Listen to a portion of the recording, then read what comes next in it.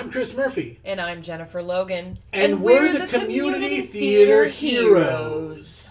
We host a weekly podcast where we interview theater companies, actors, casting directors, playwrights, composers, and other theater artists to give our listeners helpful advice, tips, and insight for their own careers. And life in general, because we believe that live theater has the power to make the world a better place.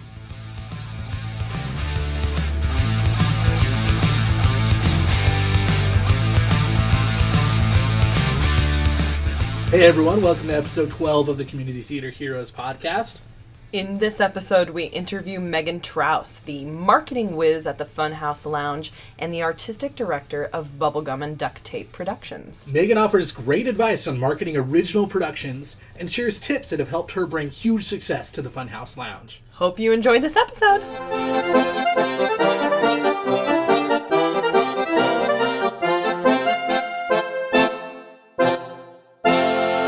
Hello. Didn't see you there. Welcome to the Community Theater Heroes podcast. I'm one of your hosts, Jennifer Logan. Is this where I... Yeah. Oh, and did I ruin it? Yes. Can you come down to my level? Hey, girl. Hey everyone.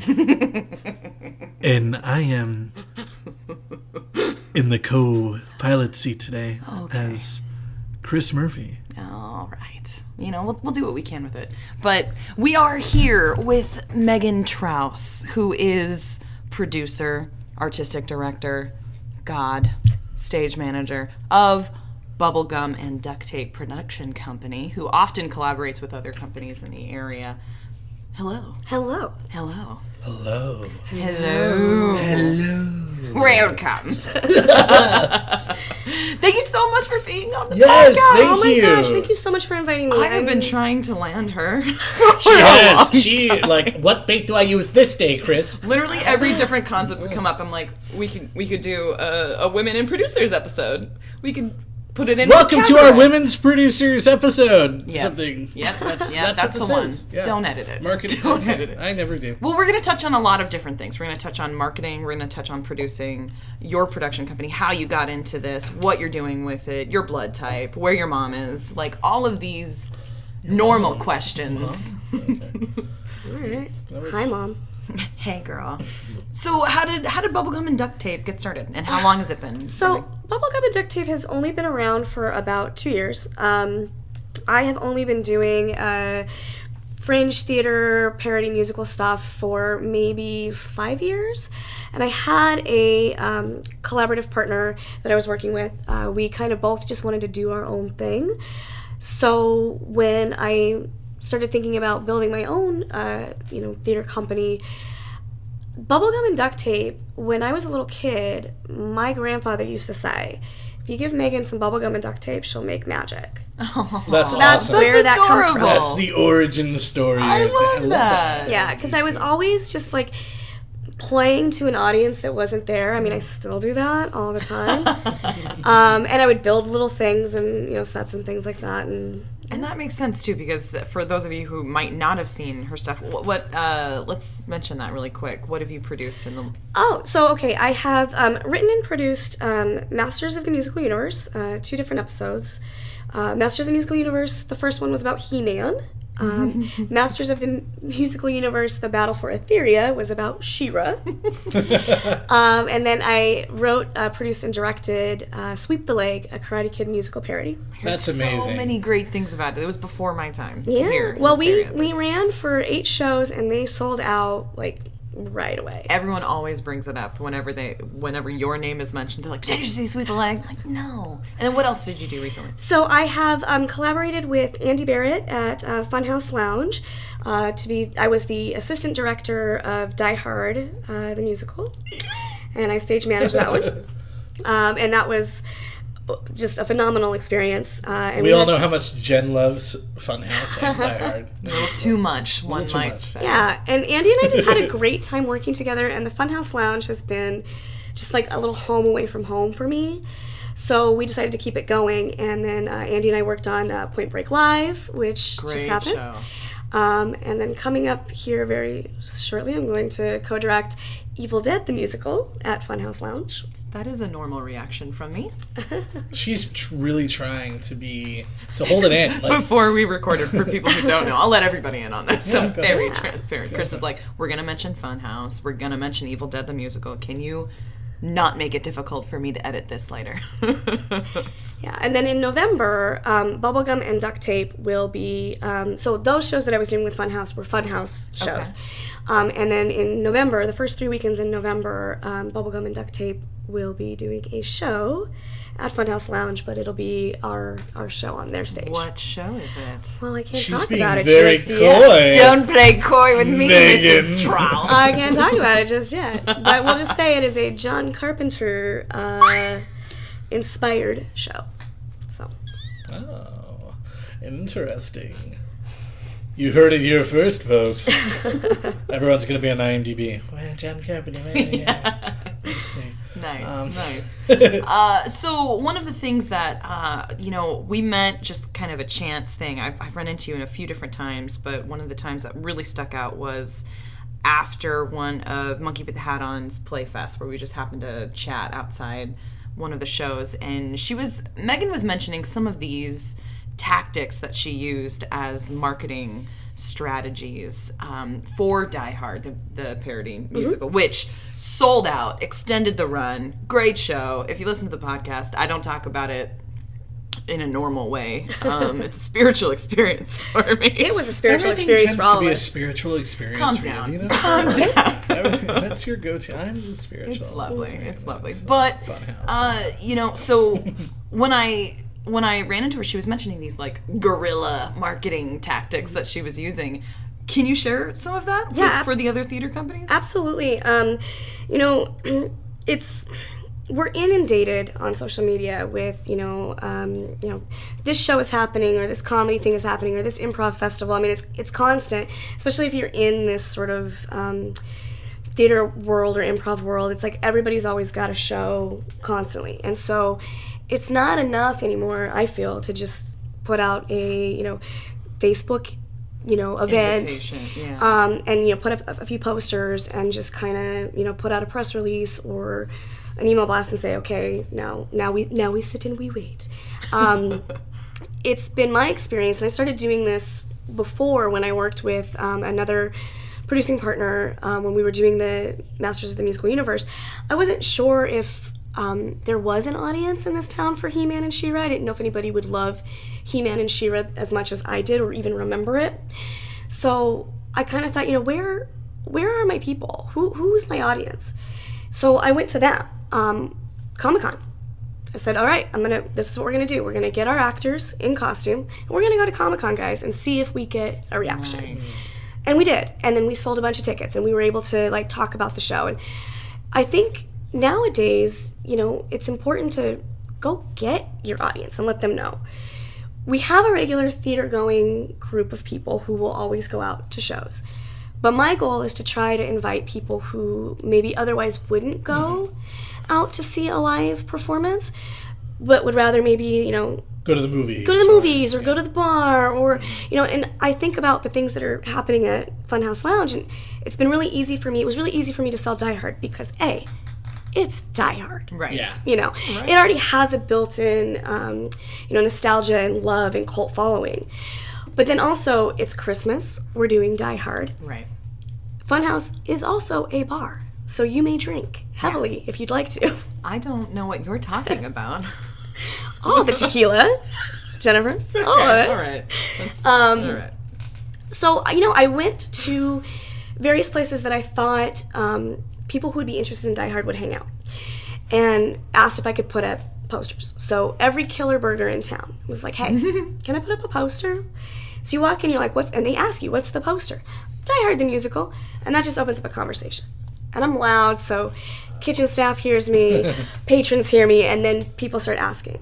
And you just have to talk about it everywhere you go. You just got to be constantly sort of promoting what you're doing, and just trying to get, creative about who you're approaching to come see shows.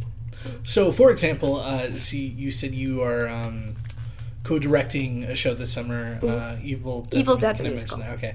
Okay. Now, what would you do for that? Like, where would that audience be? Comic book stores, gaming stores. You know, when you think about Evil Dead, I mean, that's such a huge property with like Army of Darkness, and then we've got Ash, you know, series and all that. So really, it's kind of figuring out, you know, the people who are really into those movies, and then the latest series, where are they hanging out? Wow. So got to do a little bit of sleuthing and figure out where. This is a really deep psychological what marketing technique. What is that process like? I mean, let's play. Okay. Let's say if we had no. Let's okay. So, what's Twilight's next show? They're doing the Maltese Bodkin. Okay, it's a Shakespeare comedy.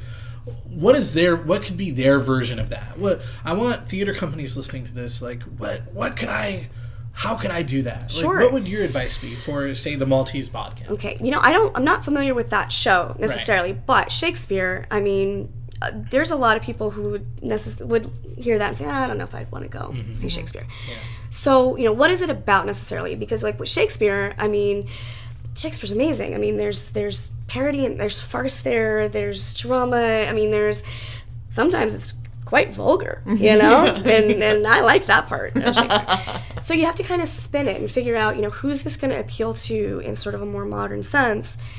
Just kind of find out, you know, who's going to be interested in the story that we're telling, and let them know that we're telling that story for them. Mm-hmm. So you put a lot of thought into it. A lot. Yeah. I do a lot of research. Like with Evil Dead, for example, you know, I intend to start asking everybody I know who watched the latest series that was just done with Bruce Campbell, and start talking to them and figure out, you know, what does that person look like that's really interested in this. Also, just anybody who's interested in like horror films, for example, you know, I want to try to get them in. This is a very cerebral process. Yeah. Everything is done with such intent with that, which is working, because every show that I've seen of hers that she's been a part of sold out, like to the point where people are telling me, because I'm kind of a last minute person, so they have told me specifically, make sure you get your tickets 2 weeks in advance because they sell out. So it's a recipe that's working. She had also mentioned to me that she put the flyers like in the bathrooms. Oh, yes. Bars. And I think that's wonderful. I usually, for the shows that I'm involved in, will make, I love postcards, and there's a few different companies that you can get so cheap, you know, and they're good quality. So I love just like, you know, you're out and about, you know, at a restaurant or a bar or what have you, leave them in the bathroom, you know, and so then someone's in there and I'll just pick it up and, oh, what's this? And then it's handy and it's small. I give them out to every Uber driver that I'm in the car with, and I will tell, you know, you've got a captive audience right there, whether they like it or not, they're going to hear me talk. And I'm going to talk about the show that I'm doing. And 9 times out of 10, they're going to be interested. And I've actually had, during Sweep the Leg, I actually had an Uber driver come up to me after one of the shows to say, I'm here because you talked to me about that. So you've got this really cool kind of a vintage approach to marketing in the sense. So do you think that it's kind of lost? It's a lost art?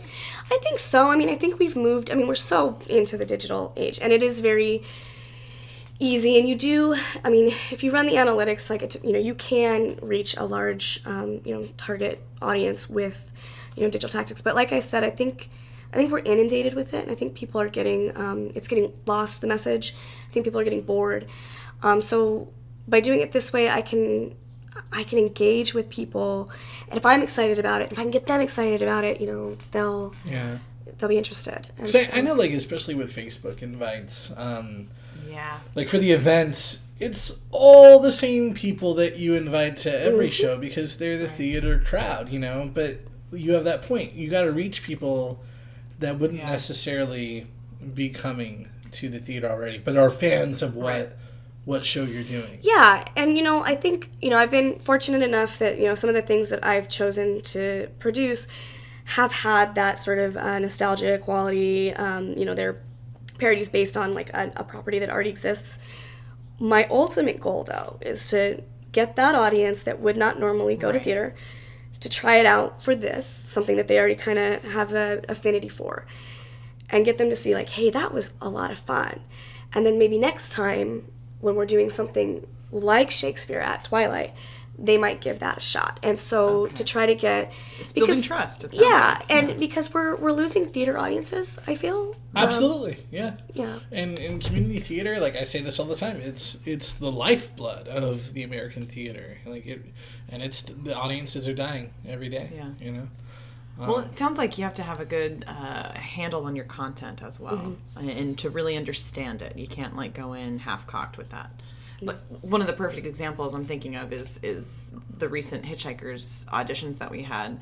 I've never seen so many people that I've never seen them in the theater community at all. Yeah. And they were there because they loved a cult following. Yeah. You know what I mean? Mm-hmm. We had like 50 men too. Amazing, 50 men. you We had, guys. Where are like these 6 guys? women. 6 women show up.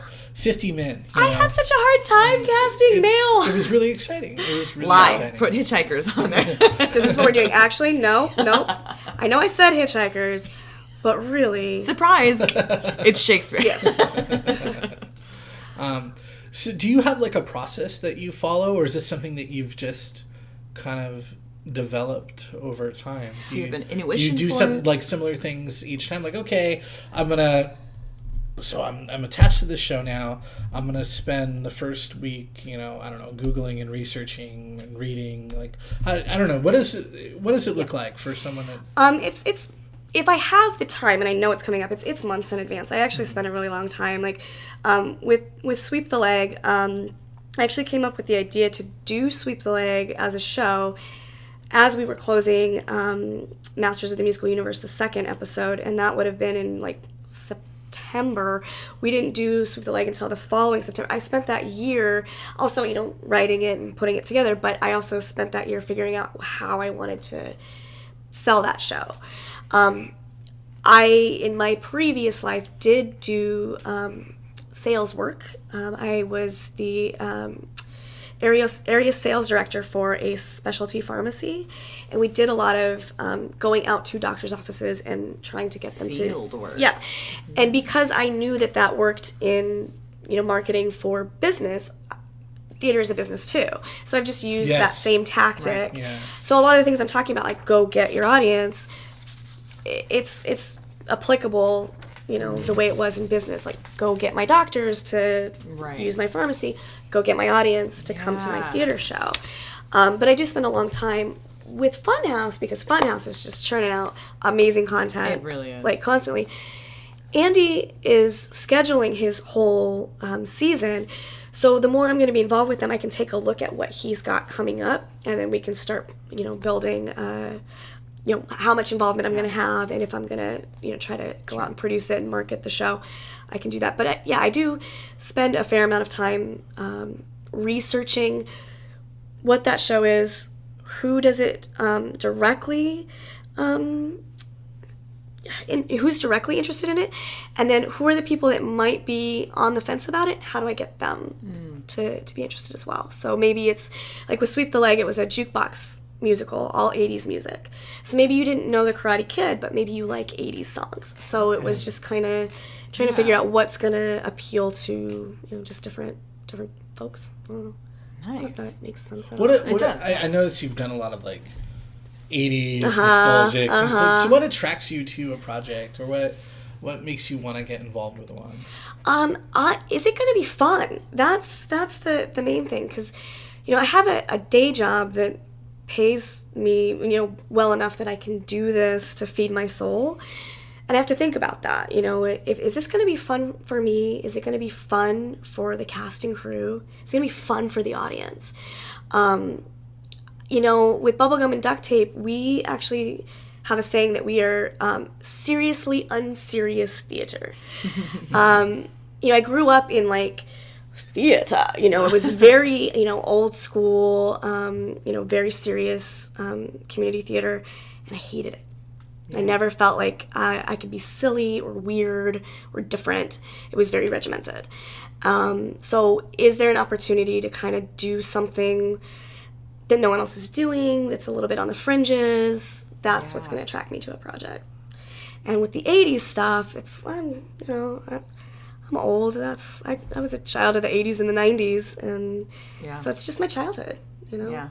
It's my love letter It's a to my great childhood. audience for it out here too. Yeah. You guys are really, you found your demographic and you're really, really working it. It's amazing. What are some we did another interview recently where we were talking to two female theater artists, and they were talking about some of the challenges they face being females in this industry, and I know that's a topic that's really important to Jennifer too. And do you have any like advice for female artists or Have you run into that? Yeah. As yes. a producer, Oh. as a member of the crew, like... I'm a loud, opinionated woman. I'm always going to run into it no matter what I'm doing. With theater, when I started doing theater, I had done film before theater. And in film, you ran into it a little bit, but you usually, at least in my case, I worked with the same like crew all the time. And so you kind of built a trust and an understanding. And I didn't run into as much like issues there. But with theater, it was eye-opening how much misogyny and sexism I encountered, especially in Portland, where the ratio of men to women in theater is, I mean, there's a lot more of us females. That's doing kind things. of that happens a lot in a lot of theater communities. Men just don't happen to go out as much for theater as much as women. Right. Yeah. I was surprised. There's, there was a prominent producer-director in this town when I was collaborating with another producer who was male. We were a team in a partnership, and we were doing our shows together. This other director and producer in town, who he would have a lot of negative things to say about me, but he wouldn't have anything to say about my male producer. We were doing the same show together. So why I got the ire and this one didn't, I never could kind of understand. But my advice to anybody, and it doesn't matter if it's theater or anything that you're doing artistically, creatively, you gotta just keep going. You don't have time to worry about what other people think and say. You just have to keep your eye on the prize. Keep focused on what you're doing. If they're talking about you, then you're doing something right, because that means you're worth talking about. You've garnered their attention. Also, if you just keep focusing on you and building other people up, you don't have time to tear anybody else down. So if they've got time to tear you down, they don't have anything going on. Right. So that's my thought on it. I like that. Yeah. Like, and then practically, like in a rehearsal setting or in an administrative, bureaucratic setting with the producing, how do you navigate that minefield of, like, say you have, I don't know if you don't have to give us experiences, but if there has been an active experience in the moment, how do you kind of navigate that? Sure. I mean, I can remember one rehearsal for a show that I had written and was producing, where I was running the rehearsal. The director was out of town, and so I stepped in to run rehearsal. I'd been there for every rehearsal, so it's not like I was just stepping in and they didn't know who I already was. It's not your first time. Right. Male actor was just gonna be a whiny poopy butt about it. He just was gonna dig in his heels and didn't want to listen to anything that I had to offer in this rehearsal. And he also didn't have his script with him. What? Wow. So I asked him, where is your script? Let's get your script and let's talk about it. You're worried about the stage business that you have to do. Let's get the script and let's look at it. And he snapped at me really hard, got real loud with me. So I just looked at him and I just said, first of all, you're going to dial that back. Second of all, who has a script that he can borrow for right now? Third, anybody that doesn't have their script, you either better be off book or you can leave. You just don't have time for it. And I hate bringing that part of me out. Yeah. But at the same time, you have to let people know you're not messing around. Right. While we are having fun, we got stuff to do. Right. We got a job to do. And I'm not somebody who's going to take your crap. Mm-hmm. I'm not the substitute teacher, Well, and that sounds like it's kind of a natural strength that you kind of tap into. I've noticed in my experience that there is a wide range of women that get involved in crew and production, and acting and all this stuff in theater. But what about the woman that is a little bit more quiet or a little bit more reserved? How does she posture herself to, get a little bit more respect, in your opinion? We were talking with Sarah in one of the episodes, and she was talking about something as simple as carrying a clipboard, a literal prop. You don't have to write anything down, but it creates this kind of visage of power and authority. Yeah, I mean, someone like myself is going to be, outwardly vocal, and that's how I'm going to establish, my authority. But for somebody who's maybe a little bit more reserved, it's theater. Whether you're on stage or off stage, it's all about the appearance and the performance, right? So perform as though you have that. Yes, fake it. If you give that appearance and that gravitas of like, no, I'm in charge, and you can do that with, body language and just eye contact. Absolutely. Yeah. It kind of just reminds me of just like basic improv character development, like gesture infrequently, like don't shuffle, like your feet, like it. Yeah. It's weird, like how body language can really. Yeah, we were talking about this because that. without getting too specific, we were at auditions, and we had an audition, and I was just noticing little things here and there. I was like, oh, okay, well that's interesting that it's playing that way, and I felt myself kind of being a little bit, not as highly regarded as Chris was, and some of that is. He brought it up. He was like, well, you tend to come at it a little bit more authentically, because it was my first time. So I was like, I'm super laid back. Yeah. And I don't think that moving forward that I have the option to be as authentic in that way, because right out of the gate, it kind of dials my, I don't know, power's a weird word, but you know what I mean? It lessens my power in the room if I come at you like this instead of at like this, And I completely understand what you're saying, but the flip side of that, and what I would have to say to that, and this is what I will say to any actor listening who would audition. If you're coming into an audition room and there are 2 people or 3 people, I don't care how many people, if there are people in that room that are there to facilitate that audition, they're sitting behind that table or they're behind a piano, they're there to see you. If you're not regarding each and every one of those people as important and someone that you need to be auditioning for, leave. Because you never know whose involvement in a project is what. Also, if you think for a second that the people in that room aren't going to talk amongst themselves about you when you leave, you're mistaken. One of the things I see in auditions, because I do a lot of musicals, that I really have a hard time with is if you have somebody who is, an accompanist for you to do your music, never regard them as the help. They're not there to, make you shine. In a lot of cases, they might end up being the musical director or the vocal director. You need to treat them with as much importance as the man behind the table with the clipboard taking notes. So that's the flip side of that for me. But I do understand what you're saying about wanting to kind of take a more authoritative posture or stance. And that just comes down to experience. And when I'm in auditions, I'm just like, bleh. So I'm really laid back on auditions. So that's cool. Yeah. That's cool. We have time for one more question. Okay. He's gesturing to me in sign language. One more question. Damn. There's just so much.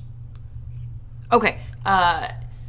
It sounds like having a day job and having all of these creative things spinning at the same time, you are busy. Oh, yes. Constantly. And also, having some semblance of a social life. So how do you have a process for staying organized and keeping track of all these plates that you're spinning? I'd like to say yes. I do. So my day job, I have to be extremely detail oriented and very, very organized. And I just kind of incorporate a lot of that to what I'm doing in theater as well. And I'm just constantly just working. I mean, Google Docs is my best friend. So. All right. Well, thank you so much. Thank you guys. Thank you so much. I hope I didn't ramble. You did not ramble. No, it's so useful. It really, really is. It really is. And we are excited to see Evil Dead the musical and hear what you are producing. I know. When are you going to announce that? So, the show that we're producing in the fall. Let me get some ducks in a row. It's definitely going to be the first 3 weekends of November at Funhouse Lounge. It's definitely going to be John Carpenter inspired. John Carpenter, director of Halloween, Big Trouble in Little China, The Thing. Tell us more things. So once we have a little bit more logistical things in place, probably announce that later this summer. Does Bubblegum and Duct Tape have a Facebook we presence do. or We like do. a website? Okay. We have bubblegumandducttape.com, and we also have a Facebook page, Bubblegum and Duct Tape Productions. Cool. Thank you so much, Megan. Thank you.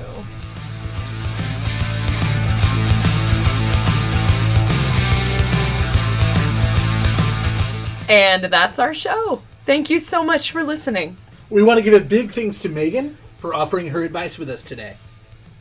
As always, please let us know what you think about our show by commenting on our Facebook page, leaving us a positive review on iTunes, and subscribe to our newsletter. Want to learn more about us?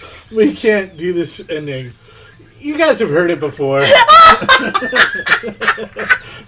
Like us on Facebook. Subscribe! That's cool. CommunityTheaterHeroes.com.